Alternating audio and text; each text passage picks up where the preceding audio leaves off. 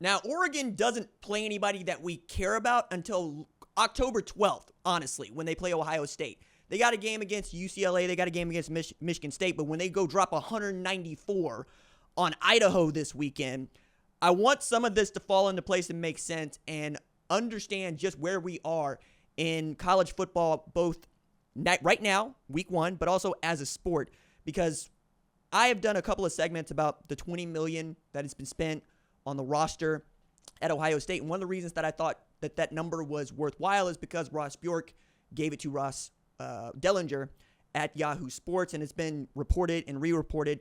And they're not shy about this, right? They're not shy about what they need to pay out on the roster. And frankly, some players getting into seven figures is not uncommon anymore for name, image, and likeness deals. What is still very hard to nail down, though, is any sort of transparency on this issue. As a matter of fact, when we did the top 100 superstars, one of the criteria that I used was who have you signed with, name, image, and likeness. So we had to cross-reference those things. And what we came up with was a bunch of collectives, but also collectives bargaining and making deals with other companies that want to be associated with certain players, which I also think is going to be a normal course of business. They're going to be a third party. They're going to be an intermediary between a player and a sponsorship deal, maybe take a percentage of that.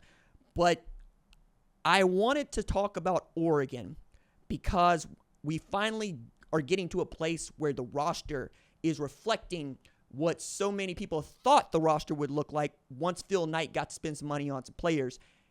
Even Kirby Smart has been making jokes about Dan Lanning and wishing that he had the kind of NIL backing that Dan Lanning gets from Oregon.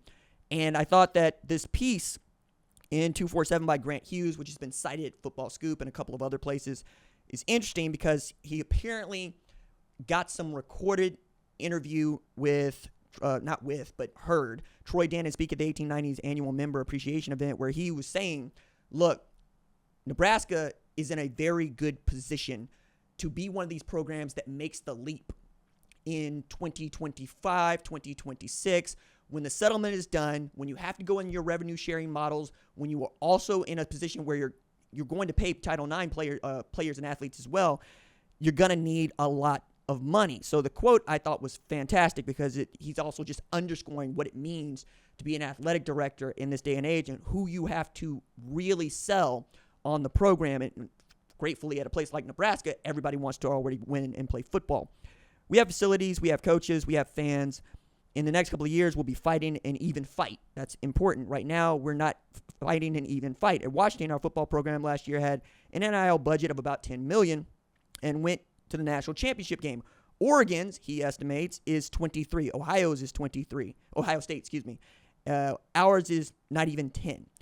I think that's realistic. He's also saying we got some great advantages. We don't have debt. We have great reserves. We have a fan base, facilities, great advantages for addressing what lies ahead. And this is crucial. NIL is not going to last forever. There will be an antitrust settlement in the courts this year. Part of the antitrust settlement, talking about House versus the NCAA, is going to get banned. The collectives are going to go away. What's going to be replaced in athletic departments and revenue sharing models with our athletes, where those NIL marketing engines that I'm talking about basically get folded in as part of the process.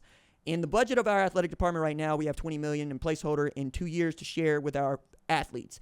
It's in the budget right now. There's 3 schools in the country that have that, and he cites Georgia and Texas as the other 2. Fantastic insight, because one of the lingering questions around college football in particular is how does House v. the NCAA affect the business of college football? And while I understand that the business of college football is a real downer for many college football fans because it is a mark of just how far away from the amateur model we have gone, where the barter for scholarship is basically gone. You're signing up to get paid to play football as soon as you get into college, as opposed to getting into the pros, and people are still wrapping their arms around what that might mean for them and their team. But I've always said the folks that are going to get this right are not unlike me. You don't argue strategy. You don't argue rules, right? Because you don't get to make rules and you don't get to argue strategy. All you get to do is find the market inefficiency and exploit it as quickly as possible before the loophole closes. That's what you do. That is called business.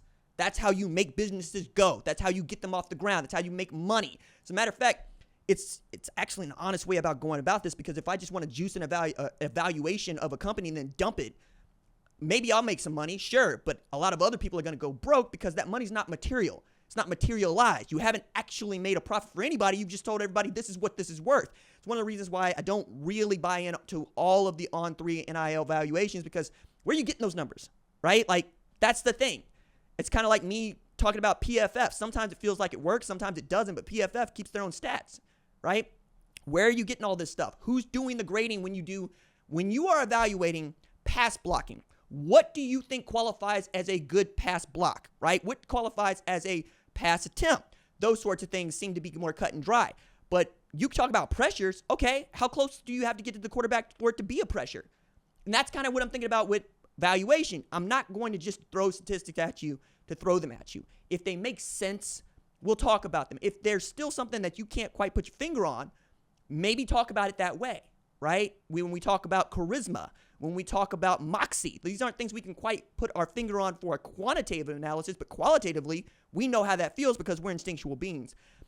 I think as we're getting closer to Oregon, though, you're going to see what the dividends of having Phil Knight, who owns Nike, be your favorite fan.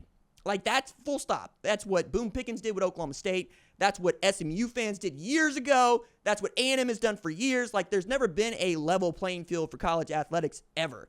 It's always been the haves and have-nots, and now that schism is only going to grow because the money is no longer out of our view. It's right in front of us. We know that everybody is making money from television, and we know that if your football team does not make money on television, you're probably not going to do well as a football program, or more than that, you'll have a magic year and we will discount it. We will discount it because you're not a blue blood and we haven't seen you play a bunch of football games and just win. I'm thinking about Central Florida. I'm thinking about Cincinnati. I'm thinking about undefeated G5 programs. I'm thinking about Liberty last year or James Madison last year. But if you are a blooded program and you have been winning football games for the better part of 100 years, you're going to get that benefit. That is an advantage. Exploit that advantage. I'm looking at Dylan Gabriel, and I understand how that guy could play at 3 different schools and is in year 6, right? And a coveted commodity because he's a good dude. He's a good quarterback, and you know what he's capable of because he continues to do it no matter where he is. That is what college football is becoming. It is becoming a bunch of Dylan Gabriels. You'll have players that just want to play at, say, Oklahoma or at Oregon or at Texas, but you'll also have players that understand this is their earning power and potential right now at its height. There are players for which just won't make it in the NFL. And maybe they come around to that conclusion much sooner than later. And in doing that, you stay here as long as you can. Cam Rising's in his 7th year. He's making over $1 million in name, image, and likeness, according to Salt Lake City Tribune. The same thing is true of Alan Bowman, who's 7 years playing quarterback. He's 19th grade. He picked up a master's at Michigan and a national championship, not a national championship, excuse me, and a college football playoff berth, right? I'm thinking, okay, how does this work for a program like mine? And that's what Troy Dannon has done for Nebraska. He said, we're okay. We're good. I've already thought about this. I've already put a plan into action. And I think that if you just trust what I'm telling you, we're going to be in a great spot. So you're seeing lots of people talk well about Nebraska, myself included. And this is one of the reasons why, man. You got everybody pulling the same direction. You understand what the forecast looks like, and you put a plan in place that is going to take advantage of that forecast. I don't see the complication there. I mean, not for nothing, dog, but like, I didn't get to do this for 7 years by not looking around at media, right? And I didn't get invested in college football without understanding what the business might change like 20 years ago. I remember talking about this in high school, dog. Like, it was always going to be unsustainable. Somebody was going to do the work like Jeffrey Kessler has to undo what the NCAA has spent over 100 years trying to enforce and what public sentiment finally got behind. That is also the point here. The public will get behind this because the public wants to win. If it feels unfair and immoral, we call it Connor Stallions in Michigan, and it's cheating because it is, right? Is NIL cheating? No, because we don't find that morally impermissible. What we do is not paying labor.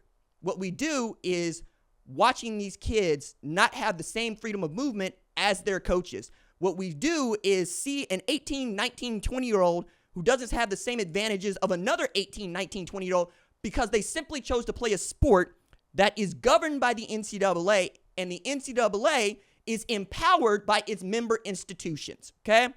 It's as simple as this is the government.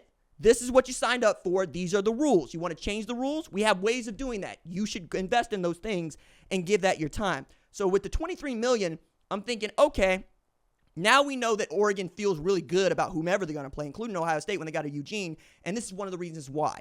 They have done the work, like Nebraska's doing the work, like many of the Blue Bloods are doing the work, to just go ahead and get ahead of the forecast because they're in the business of winning. If the game changes, the game changes. Are you in the business of winning? Nick Saban didn't want to go tempo offense. He went tempo offense because he's in the business of winning. And Oregon is in the business of winning.